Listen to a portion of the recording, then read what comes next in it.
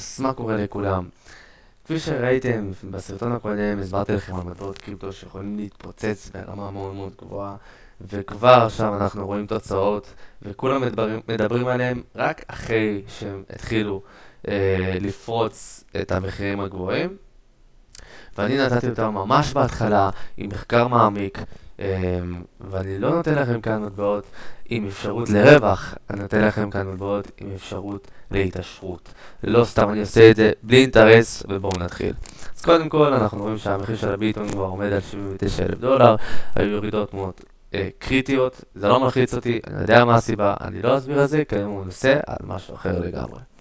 אז בטח אתם שמעתם כבר על הנושא של המחשוב הקוונטי, ולמה זה כל כך חשוב להבין איך המחשוב הקוונטי יכול להשפיע לרעה על הקריפטו, ואיזה הזדמנויות אנחנו יכולים לתפוס כדי שנוכל להיכנס לגל הזה של המטבעות שקשורים למחשוב הקוונטי.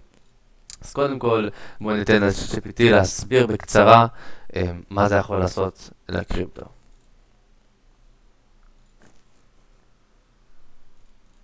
רגע.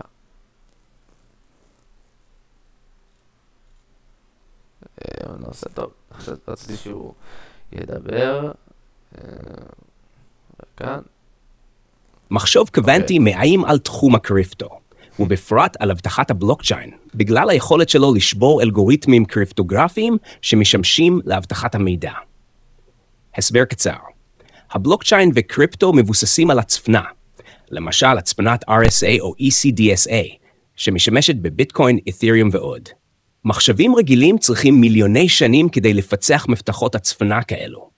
אבל מחשב קוונטי חזק, באמצעות אלגוריתם שנקרא אלגוריתם שור-האורס אלגוריתם, יכול לפרוץ הצפנות אלו תוך זמן קצר מאוד. למה זה איום? מחשב קוונטי יכול לגנוב ארנקים של משתמשים על ידי גילוי המפתחות הפרטיים. יכול לחתום עסקאות מזויפות. עלול לשבור את האמון במערכת הבלוקצ'יין. מה הפתרון? מעבר להצפנה פוסט-קוונטית, אלגוריתמים שעמידים גם בפני מחשבים קוונטיים. פרויקטים חדשים בבלוקצ'יין כבר בוחנים פתרונות כאלה. למשל, עכשיו אנחנו נסביר על זה. אז אחרי שהבנו בעצם למה המחשוב הקוונטי מאיים על התחום הקריפטו, ומה בעצם האנשים שמשקיעים בקריפטו, העולם שרוצה להשתמש בטכנולוגיה הזו, מה הם צריכים לעשות כדי לשמור על האיום הזה. הם צריכים למצוא חברות שבעצם יכולים להפתח את הבלוקצ'יין מהמחשוב הקוונטי, או אפילו, זה יכול להפתיע אתכם, להצטרף למחשוב הקוונטי.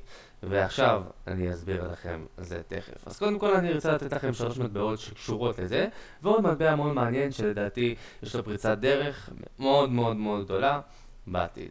אז המטבע הראשון שאני רוצה לדבר איתכם, כמו ש-ChatGPT נתן אותו, זה בעצם המטבע KDA.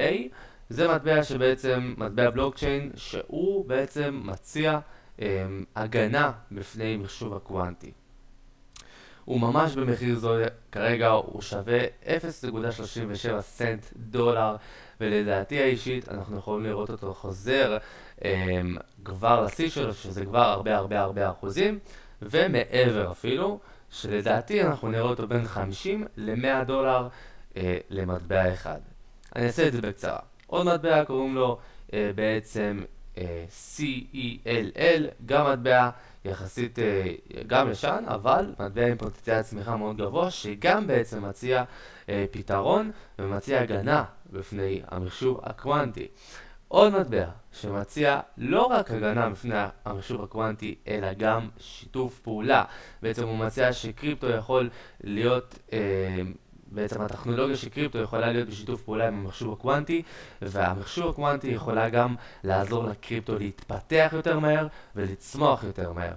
וגם החברה עצמה כבר עשתה שיתוף פעולה עם IBM, חברה מאוד מאוד מוכרת של המחשבים וכל מה שקשור לעולם הטכנולוגי. מה עוד? והמטבע WhiteRock. מה זה WhiteRock? WhiteRock זה בעצם מטבע שהמטרה שלו זה לאפשר לאנשים להעביר סוואפ, בעצם להעביר מטבעות למניות ולהפך, וגם הם בעצם מה שהם רוצים לעשות זה בעצם גם שהמסחר שלהם בווייטרוק עצמו יכולים אנשים לסחור בעצם במניות וגם בקריפטו. יש להם מטרה מאוד מיוחדת, לא ראיתי עוד פרויקטים שהמטרה שלהם לעשות את זה או עושים את זה, ולדעתי זו אחלה גם הזדמנות להשקעה, והוא מאוד מאוד זול. נכון, יש לו הרבה מטבעות, אבל שוב פעם, זה לא אומר שהוא לא יכול לעשות לכם אחלה רווחים. אז אני הייתי אלון, ונתראה בסרטון הבא.